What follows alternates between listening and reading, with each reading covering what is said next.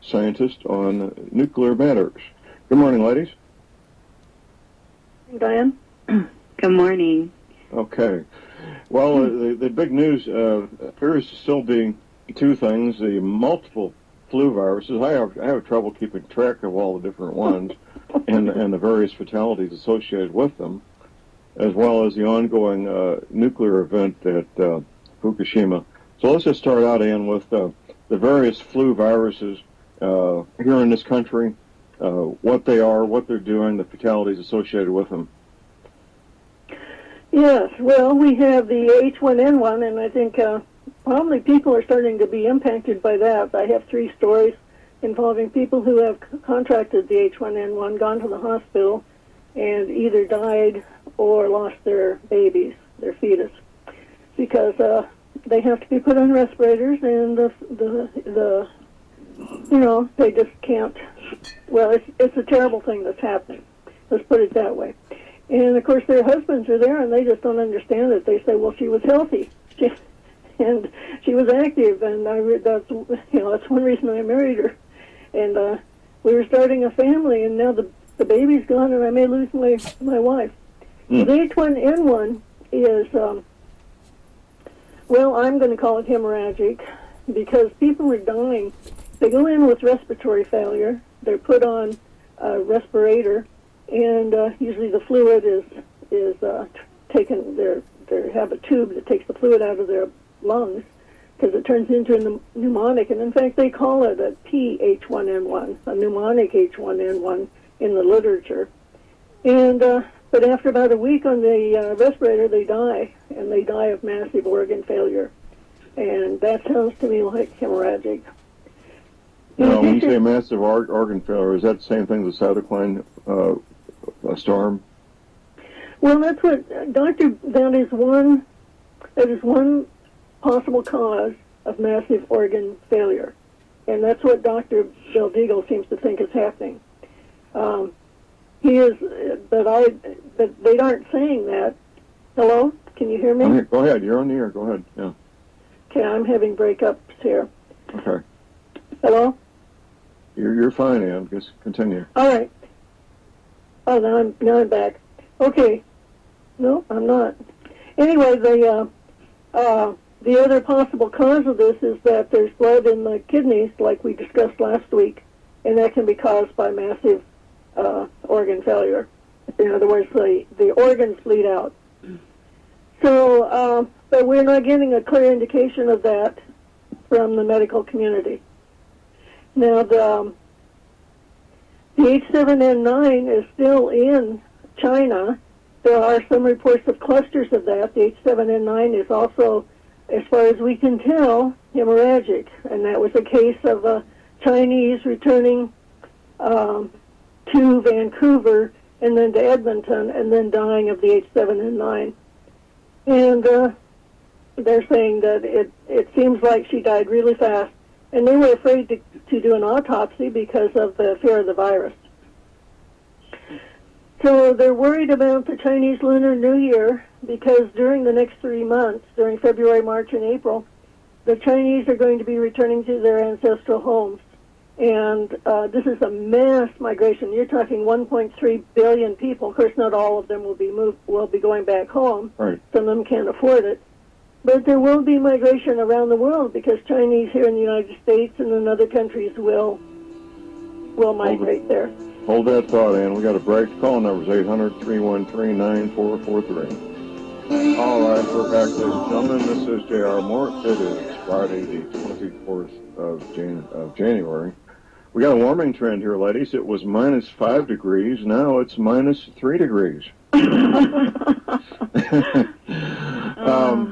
Well, let's just continue this discussion, Ann, about the various flu viruses. Yeah. Well, the World Health Organization has put out a report, and as of the end of 13, now we're in the middle of January 14 now. Let's see, the proportion of outpatient visits for the they aren't for the flu was 4.3% above the national baseline of 2.0%. Now, I don't know what that national baseline is, but I suspect that it's the number of outpatient visits across the country based on population, or, I don't know how they come up with that number. Right, right. And the proportion of deaths attributed to pneumonia and influenza was, for the last week of 2013, was 6.5%. Now, that seems very high to me, but they say that's below the epidemic threshold. However, the CDC says we have crossed the epidemic threshold as of the second or third week in January. So we're getting more than 6.5% of deaths due to the flu and pneumonia. So that, that's very concerning. And of course, there's many tragic stories out there about family people who are losing either their spouses or their children, or in some cases, what happened was a man didn't feel good. He was a busy person. He was he was an IT person. He went to the city council meeting because he's on the board, and he went home, fell into bed. When he woke up the next morning, he got up. He fainted. So they called the paramedics. Paramedics didn't find anything, but when he tried to get out of bed, he fainted again. So they took him in and gave him Tamiflu. And I guess if you get Tamiflu within the first 24 hours, then you have a chance. Otherwise, he said he just couldn't believe it. It just came on so fast. Well, this is not over. The flu season goes on at least until March, and so we got another month and a half, 2 months of this or so to deal with. And okay, well, are we ready to move on from the flu, Ann? Well, I think so. They're concentrating on the H1N1, and we are starting to get anecdotal reports in, but we're not getting epidemiology reports. However, they do say men and women, it's about equal. The range seems to be from 16 to 65, which is an unusual range because normally the flu is over 65 and under 6. Right. It occurs to me that this hemorrhagic aspect of the flu, has this happened before? No. What happened was, the H5N1, the avian flu, yes, they knew it was hemorrhagic. In fact, the indications are if it's in your chicken flock and your chickens die and they're bleeding, it's H5N1. So, and it's a nasty flu, and that's true of the people too. They just go into hemorrhagic shock. But this H1N1, so-called swine flu, it was put in the vaccine in 2010, 11, 12, and 13. Maybe it didn't start in 10. Maybe it was 11, 12, and 13. And they put it in as H1N1 PDM09. And that was it was both attenuated live and inactivated. Well, what happened was that in January of 2013, which was a year ago, in Taiwan, they discovered that their testing didn't pick it up as H1N1, and they sent out a paper.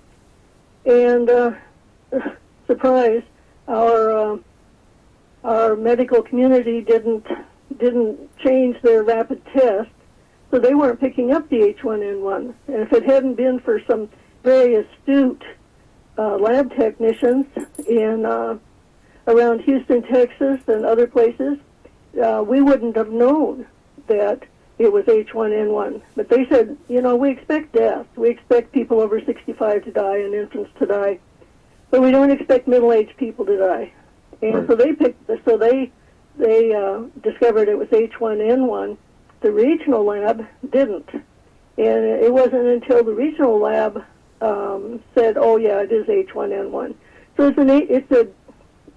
my conclusion is that the Chinese probably took the H1N1 and changed it in some way, because the Taiwanese discovered that it was no longer detected. Now that indicates a change, and I think they weaponized it.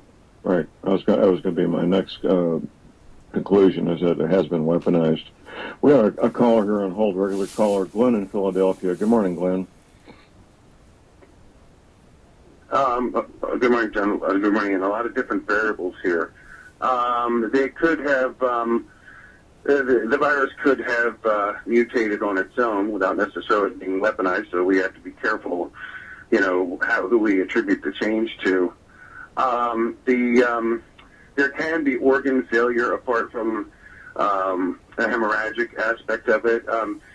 The telltale, thing with if it were hemorrhagic, you'd be seeing DIC, disseminated intravascular coagulation, where the blood was turning to jello.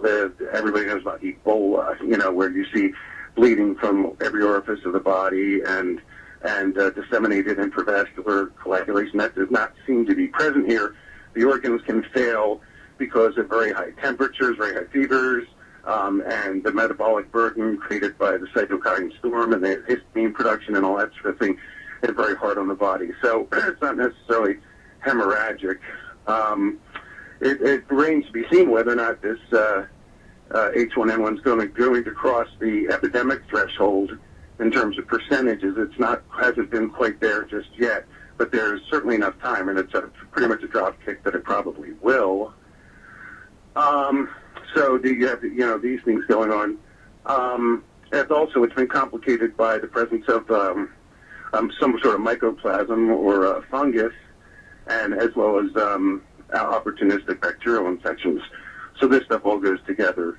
And by the way, the machine that pumps air into a patient is a ventilator rather than a respirator. Respiration occurs at the cellular level down at the alveoli, where the gas exchanges across the cell walls. That's your respiration process at the cellular level. All right. Pumping the air is ventilation. But just wanted to get some of that across. Well, Glenn, thank you. Go ahead. You got one more thing? Just might want to take a look at the markets this morning. The Dow futures have been crossing up over minus 100, and the plunge protection team's already trying to push that number down this morning, following on the heels of a 176-point drop yesterday. So something's definitely going in the markets. All right. Okay, thank you. We have the bottom of the hour break coming up here in less than a minute. Any follow-up on that, Ann? Well, I really appreciate him calling in and clarifying these medical terms, and he's right. But I do fault the medical community for not adjusting the rapid test to pick up the new H1N1 that Taiwan described last January. I mean, they had a whole year to do that, and they didn't. No, it's not a matter of any new equipment. It's just a matter of changing protocols, isn't it? Well, I think that's right. But again, I don't work in the medical field.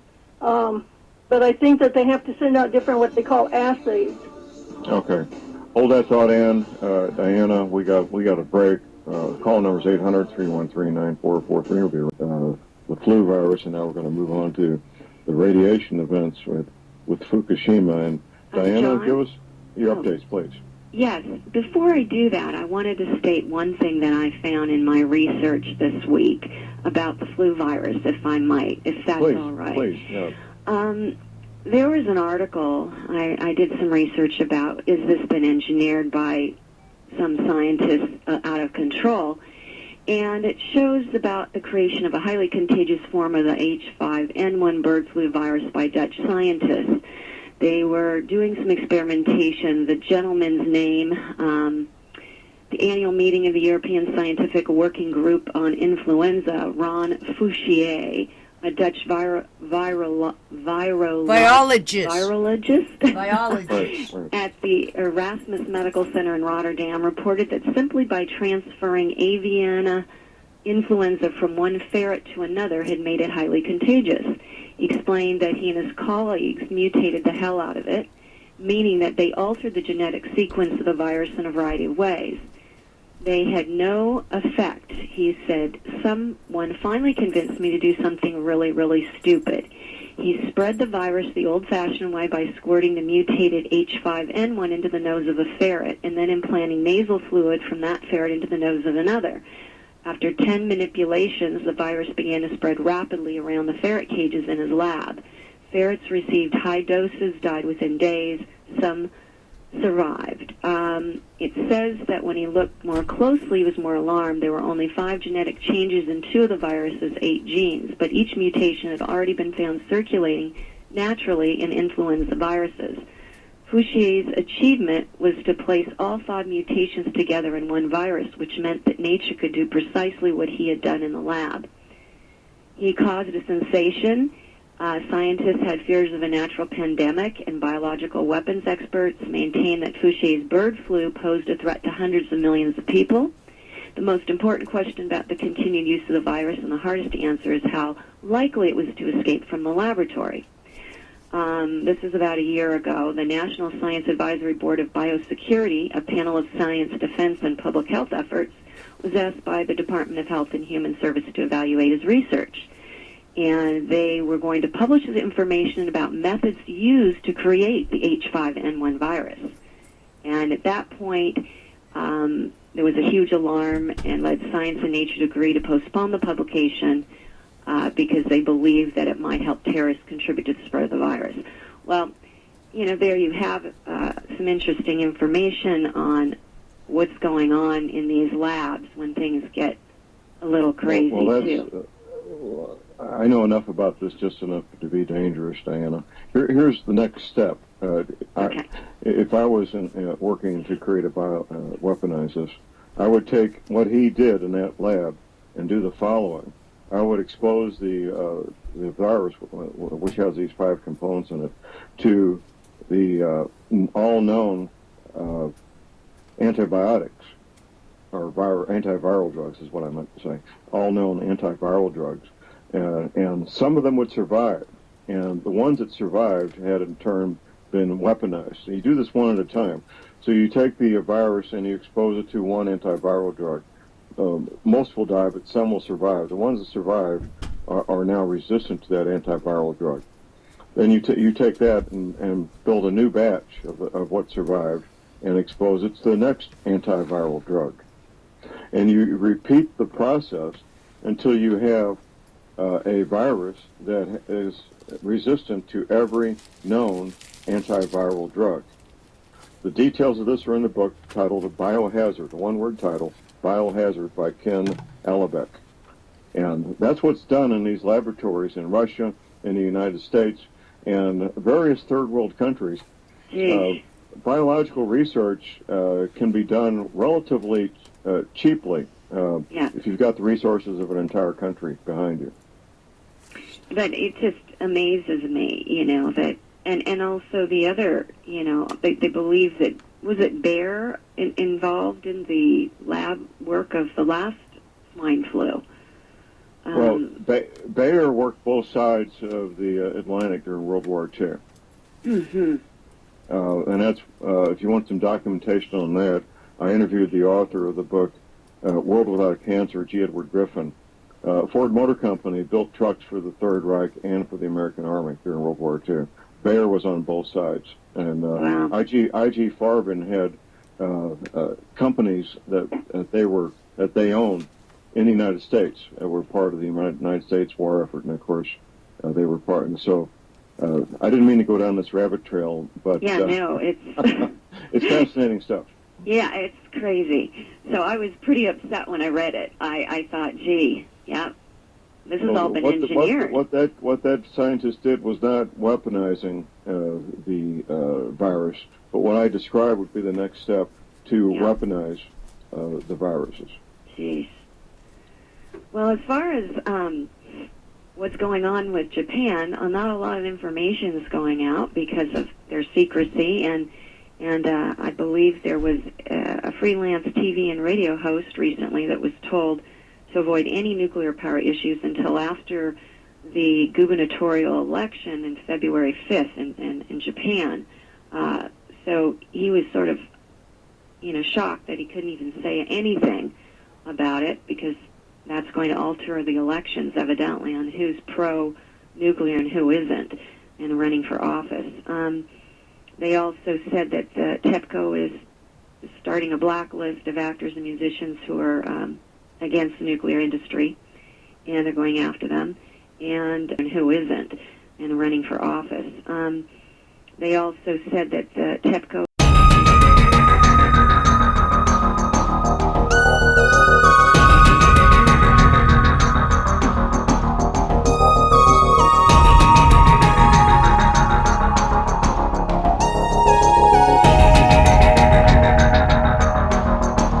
What? I'm going to play that one more time. Listen to what she says. Is starting a blacklist of actors and musicians who are against the nuclear industry, and they're going after them. And let's see what else here. We've got, the orcas. Let's see what else here. We've got, the orcas that are, only a few of them, the calves, orca calves, only 2 were born in 2013 and 14. They believe they're considered endangered at this point with all the die-off and things going on in the Pacific, and who isn't, and running for office. They also said that TEPCO is starting a blacklist of actors and musicians who are against the nuclear industry, and they're going after them. And let's see what else here. We've got, the orcas that are, only a few of them, the calves, orca calves, only 2 were born in 2013 and 14. They believe they're considered endangered at this point with all the die-off and things going on in the Pacific. And also, the Japanese scientists just completed a pilot program allowing them to determine the location of nuclear fuel inside the damaged Fukushima nuclear plant by using cosmic ray, some kind of called muon. I don't have it up here right now, but it's a new technology they're developing. So they're bombarding cosmic rays off the Earth, and it bounces back, and they can actually locate radioactive fuel all over the world.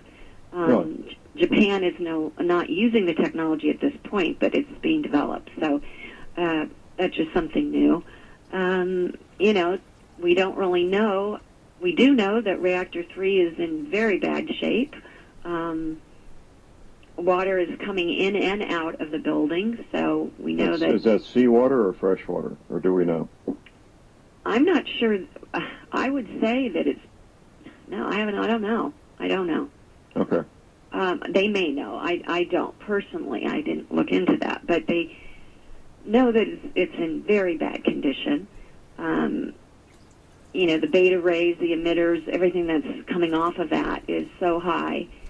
They have robots going in there, finding all sources of rain, leaks, and it's a mess.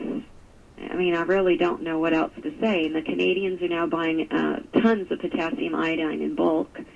There was some research, the Canadians talking about the plume coming over here to the West Coast. Right.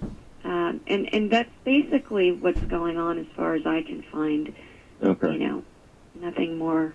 I just got a very large bottle of potassium iodine pills shipped to my daughter up in Seattle for her family. That's where this is headed, isn't it? Yes.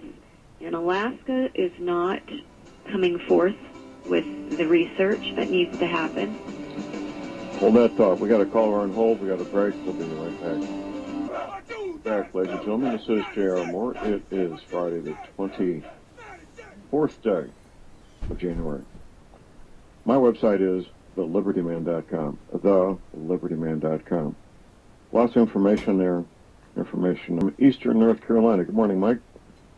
Good morning, everybody. And I got a heat wave here. It's about 10 to 14 degrees. Above zero. At any rate, I teach a small class, and I always do a little service announcement of things to watch out for. And I usually mention things that Ann and all of them mention and other stuff I find. And when I did that, one of my classmates, one of the ones I was teaching, he kind of went into shock. And he said, hey, I've got a friend, somebody I know that just returned from Africa. And he said he had 2 little bites they thought on his arm, and they treated him for brown recluse. But the rot just kept growing and growing, and it spread throughout his body, and they treated him for everything you could think of. He's in the hospital now. Anyhow, he wound up where his legs went into a rotting thing, and they had to amputate both his legs below the knees.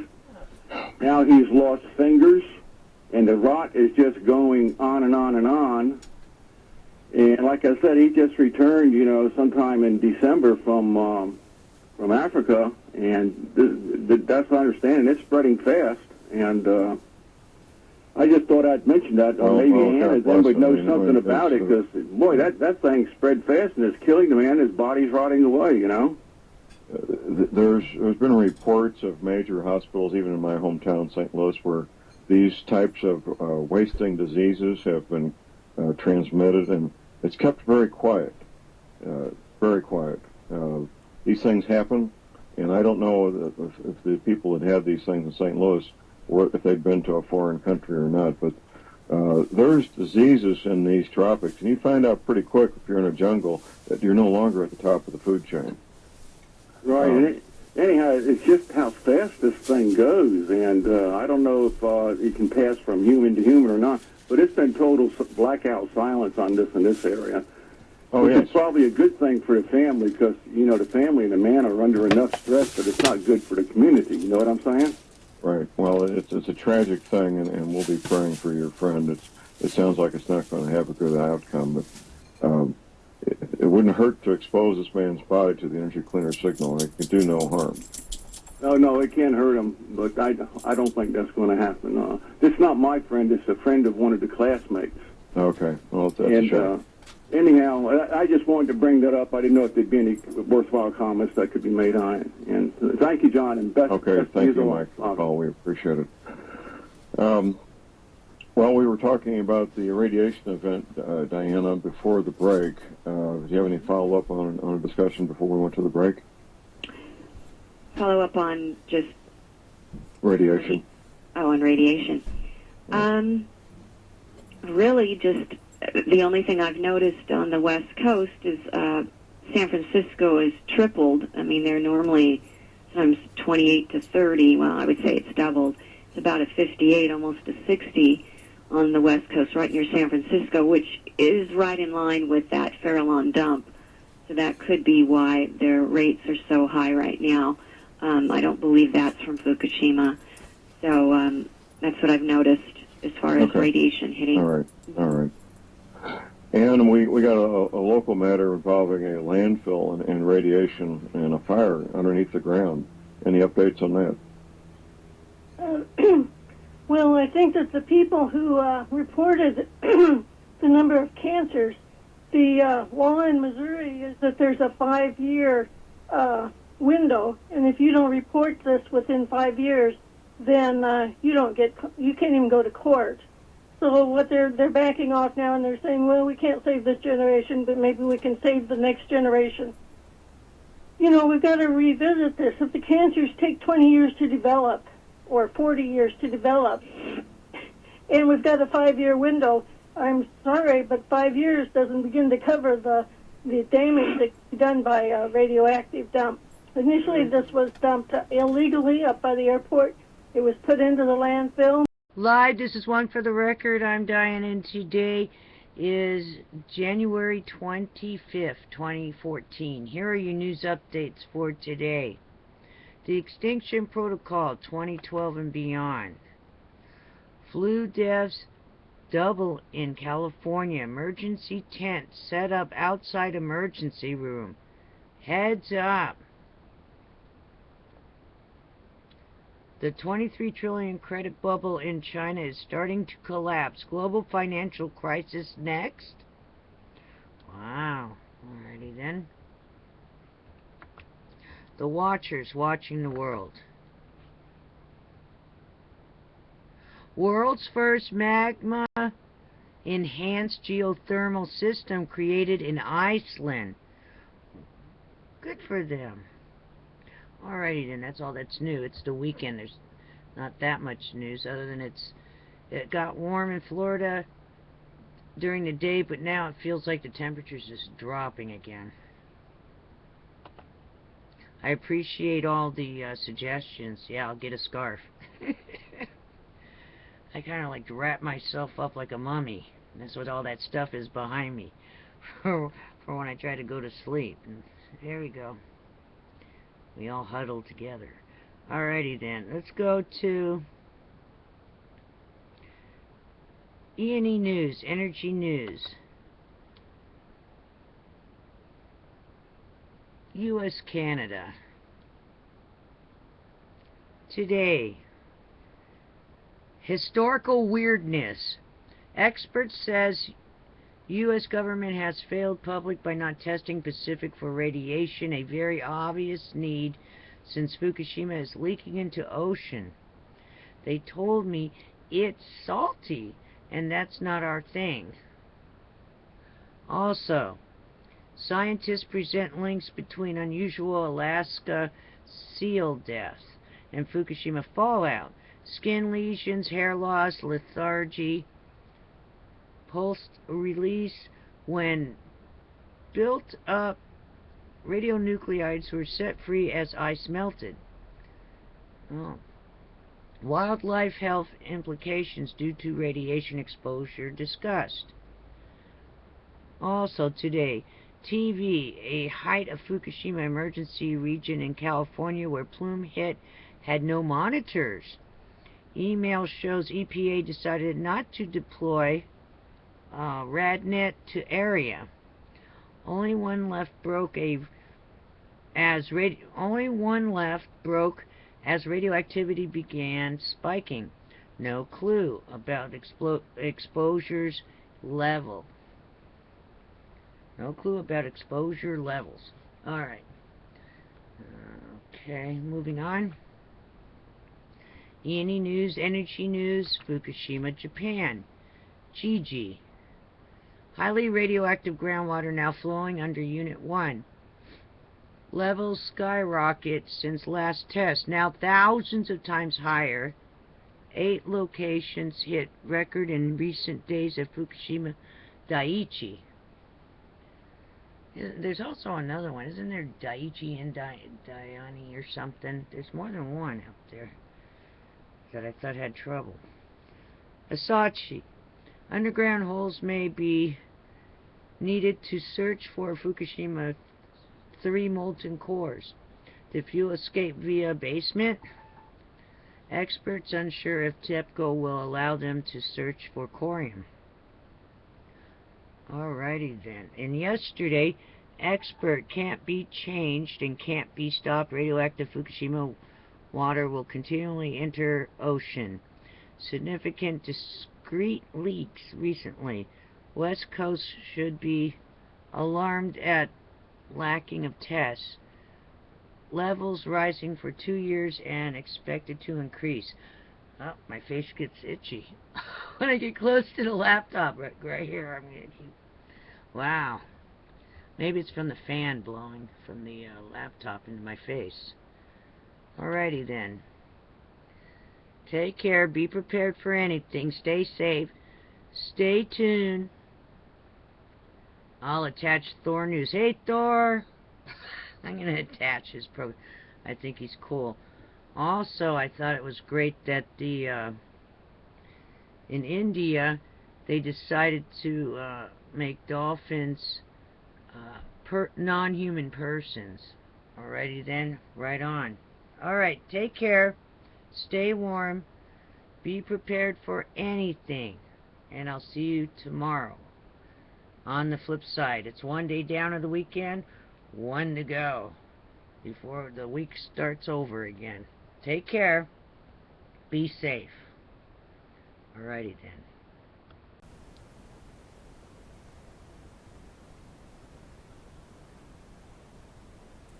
India declares dolphins non-human persons.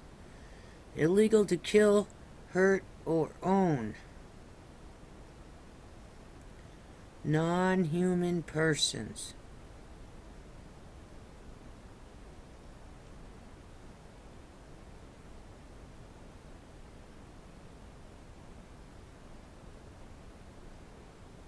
And bans holding them in captivity for commercial entertainment, private or public exhibition, and interaction purposes whatsoever.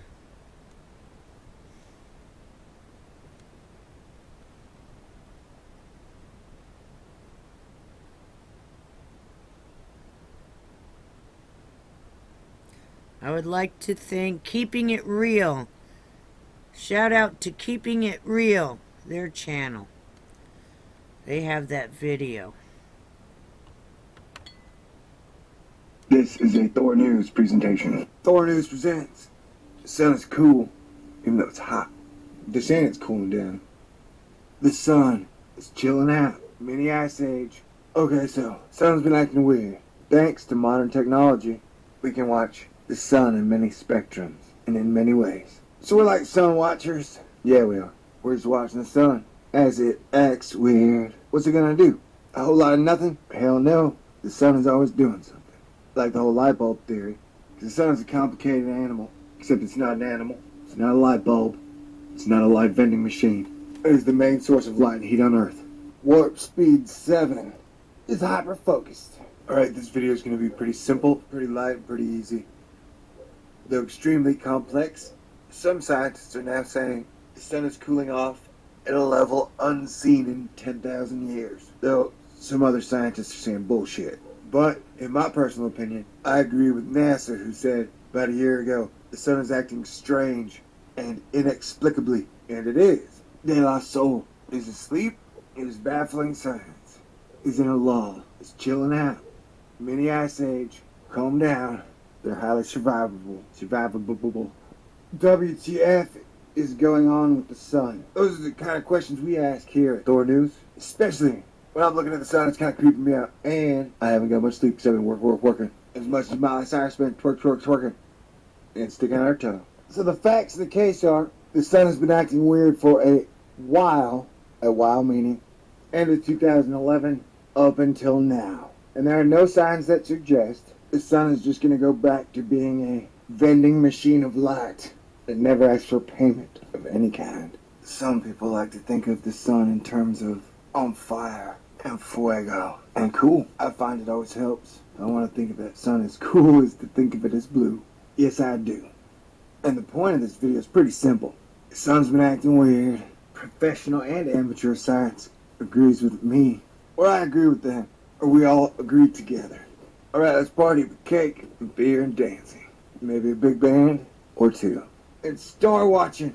Scientists have been up and down, peaks and valleys on the activity of the sun. We were supposed to be in a solar maximum around 2012, because solar maximums supposedly come around every 11 years.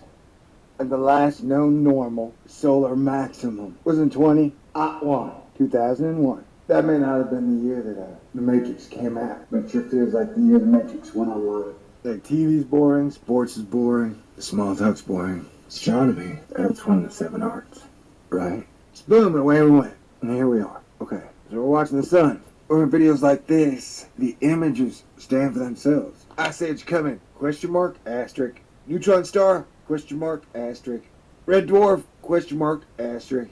Whole lot of nothing, question mark, asterisk. Those are the kind of questions we ask here at Thor News. Especially when I'm looking at the sun, it's kind of creeping me out. And as much as Miley Cyrus spent twerking and sticking out her toe. You know, Miley, you can do all that, but can you at least grow your hair back?